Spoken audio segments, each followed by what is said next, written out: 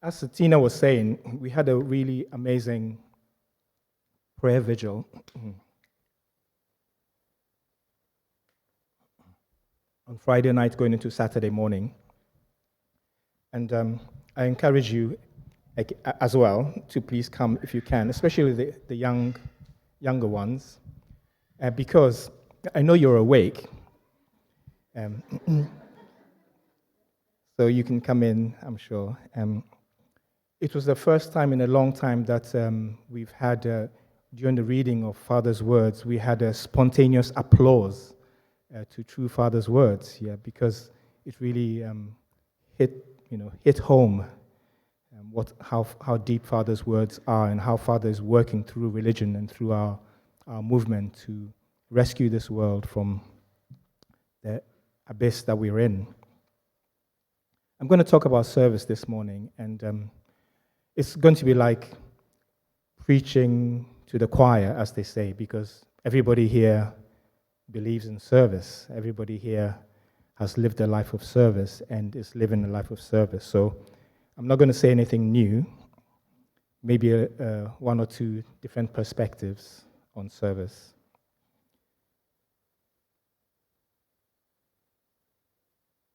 Jesus said in Mark 10:41-45, well, what happened was a couple of Jesus' disciples, John and James, went up to Jesus and said to him, Jesus, in the kingdom of heaven, can we sit on the left and the right of you?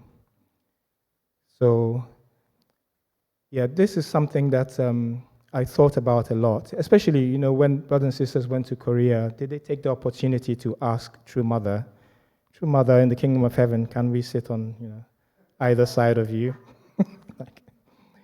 Did anybody have the nerve to ask that? Anyway, I'm sure nobody did, but I'm sure there was some jockeying for recognition and some politics might have gone on. There were a lot of politicians there from around the world, so it might have influenced. So John and James asking Jesus, can we sit at the left and the right? Somehow you may try to interpret that as they want to be close to Jesus. It's not about a power thing. It's not about they want to have that authority on the right and left of Jesus, but they just want to be close to Jesus.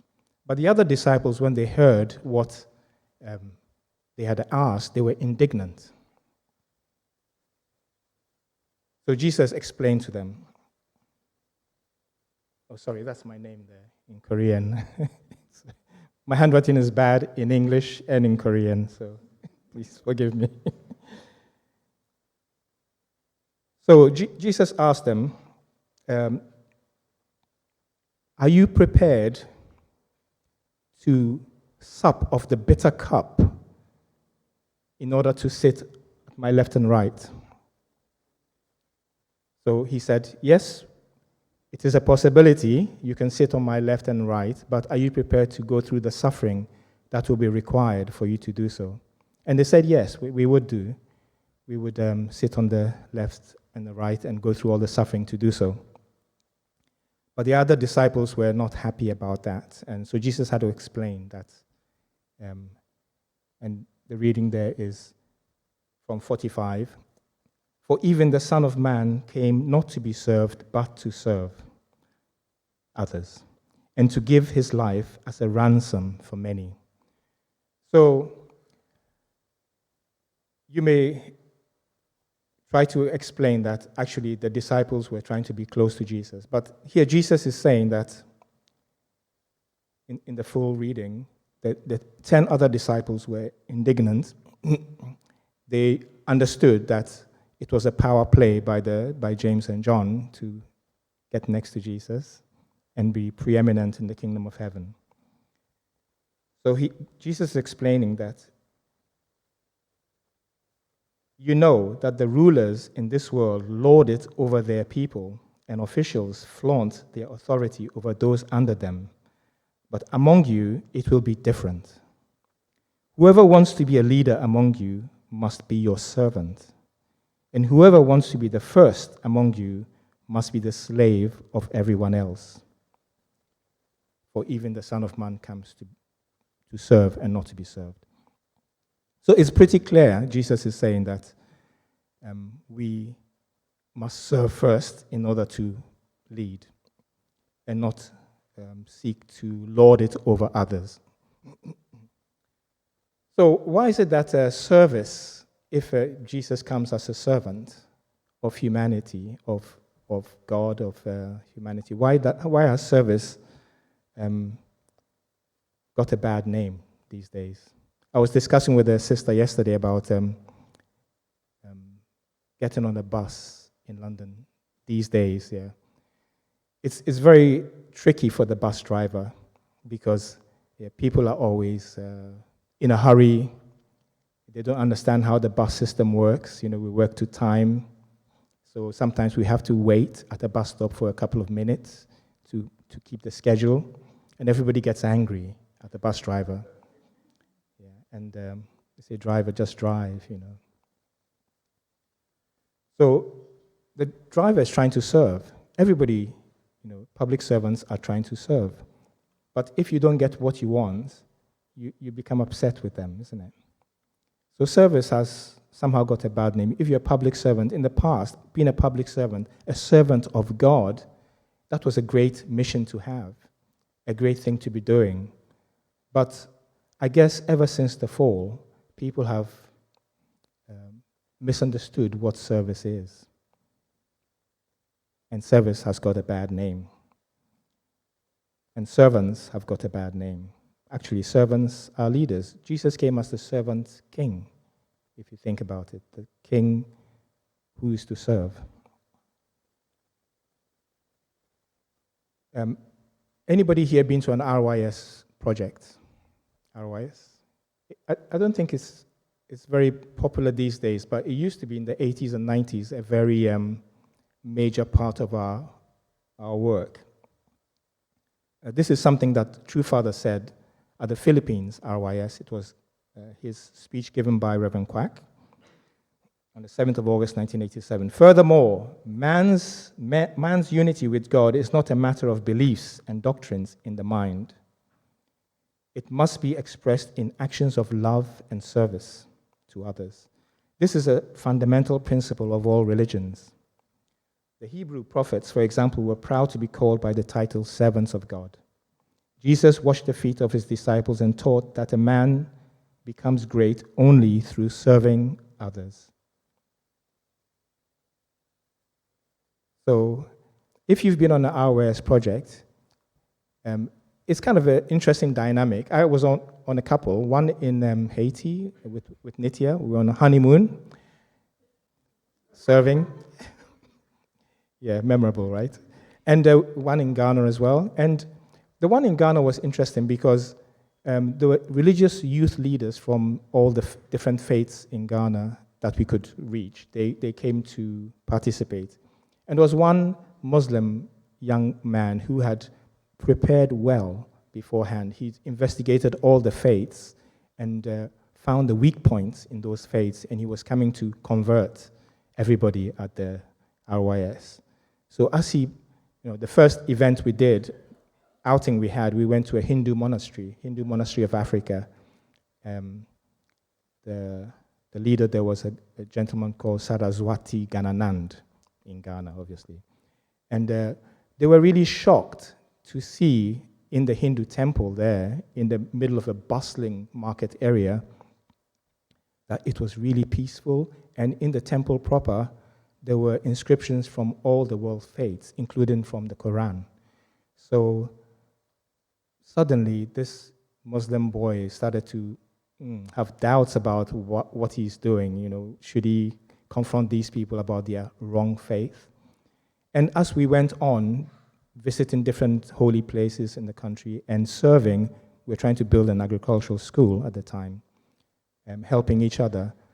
Suddenly, those matters of doctrine, as Father was saying, became irrelevant. And then he could share that this was his motivation for coming, but he had come to a realization that what unites us was our service to others. Because we're doing a school for somebody else, nothing to do with us, really. is for somebody else and for no reward.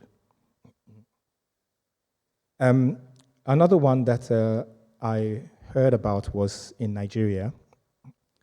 It was a time, I don't know if you recall, those of you who are young would not know this, but there was supposed to be a Miss Universe pageant in Nigeria at some point. And there was a bit of a conflict about a newspaper article which said, oh, these ladies are so pretty that the prophet himself might marry one of them. And everything broke loose, So there was burning of churches and burning of mosques, and there was mayhem in the country, and the Miss Universe pageant had to be moved to another country. So following on that, they decided to have an RYS project in the middle of almost like a war zone between religions. So the project was to rebuild mosques and churches. So on a Friday, obviously, the Muslims go to pray, and the Christians would continue building the mosque. So when they come back from prayers, they see the Christian youth still building while they've been praying, and they think, hang on, while we've been praying, we thought they would stop, put tools down, and have a rest while we're praying, but they continue to work building our mosque. And likewise, on a Sunday, the Muslims will be building the church, rebuilding the church. So eventually, amidst the tension in Nigeria at the time, these two faiths could kind of come together at some level and rebuild each other's churches. The third one was a project in Belfast.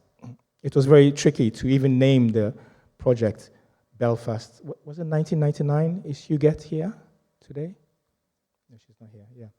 So I think it was 1999 in Belfast. During the preparation meetings in Dublin, we're discussing, should it be Northern Ireland 1999 or North of Ireland 1999? So it's a bit tricky. Is it Northern Ireland? Some people say it's not Northern Ireland, it's the north of Ireland because it's all one country. And there was one Catholic priest who was saying, no, it cannot be Northern Ireland, it's north of Ireland. He went really red. So in the end, they settled on Belfast 1999 because that's the name of the city.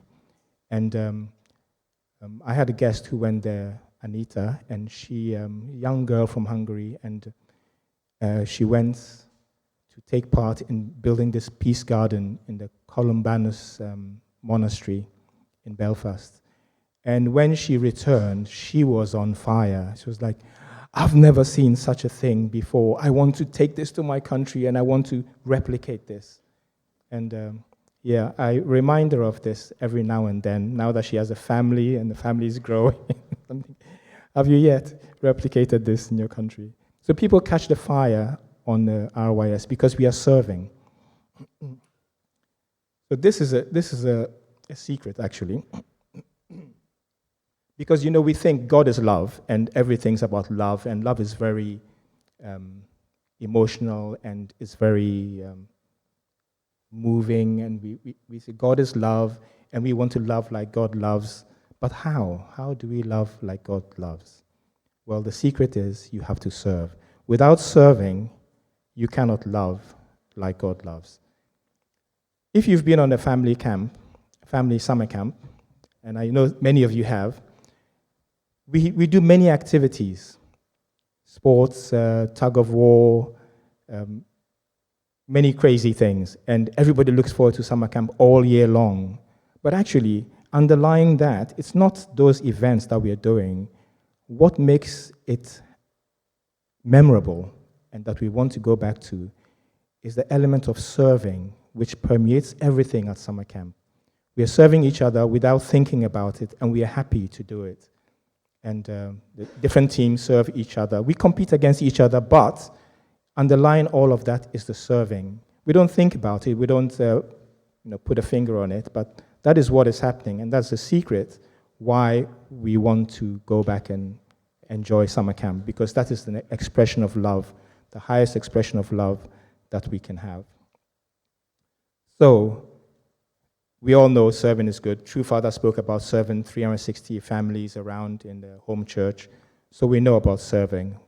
So what are we going to do? Oh, this gentleman here, who remembers him? Said You remember him for soup? Wonderful soup, which he serves to refugee camps, yeah. Meki Al-Sayed, right? Meki. So he works in refugee camps around the world, and of course serving and bringing cheer, hope to the people in refugee camps. What does he get for it? You know, when he was here, he spoke here. You can see if I can replicate his stance. He was so enthusiastic, so full of life and love when he shared here, because he can see the effect it has on people. He's just serving because he knows people are in need of it, so he's serving. We are hoping to do more work with Meki Al-Sayed, so if opportunity comes up, please, let's work together with him to do some work. I'm sure you will gain a lot from it, especially the young people. So watch this space. So what projects can we in River South do? So homework, right? What can we do? Think of something that we can do to serve our community. Serving each other, of course, is very important, and I'm grateful that many of you are looking after each other. Without you, our brothers and sisters will really struggle a lot.